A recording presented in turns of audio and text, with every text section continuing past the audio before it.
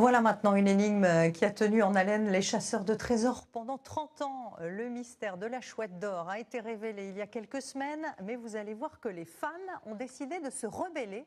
Certains ont porté plainte pour escroquerie contre les organisateurs.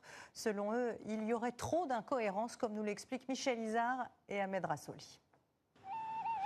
Sur la piste du trésor, nous avions rendez-vous à Vézelay, juste derrière la basilique, pour la réunion annuelle de l'association des chercheurs de la chouette d'or.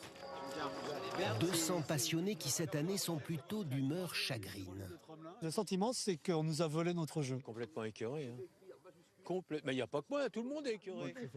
Certains se sont torturés les méninges pendant 31 ans pour résoudre une série d'énigmes hermétiques.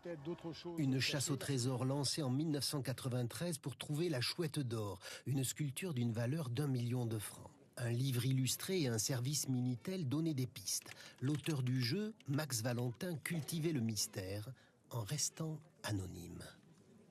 Je n'ai pas envie de partir entre deux gendarmes. Hein, personne ne peut prendre un risque pareil. La chouette est enterrée, je le certifie absolument. On estime que plus de 200 000 personnes se sont lancées dans cette quête. Seulement voilà, coup de théâtre dans le monde des chouetteurs, c'est ainsi qu'il s'appelle. La semaine dernière, un documentaire révèle comment la chouette a été retrouvée en octobre 2024. Le lieu de la trouvaille dans le village de Dabo, en Moselle, attire désormais les curieux. Mais l'association A2CO est sceptique et décide de porter plainte contre l'organisateur. C'est une plainte au pénal avec constitution de partie civile pour faux, usage de faux, tromperie. C'est un problème. Pour eux, l'endroit n'est pas le bon. Ils mettent en cause Michel Becker, le peintre qui avait réalisé les illustrations du livre d'énigmes et qui a repris le flambeau de la chouette après la mort du mystérieux Max Valentin en 2009. Il se défend.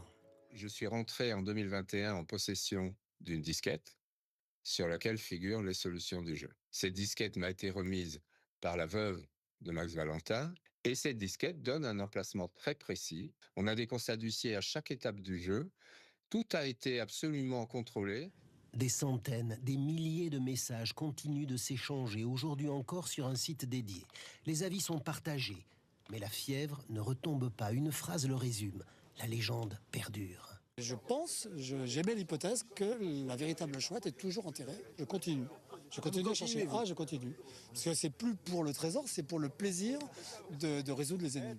Cela ressemble à l'histoire sans fin. La chouette d'or ne dort jamais, ou alors que d'un œil.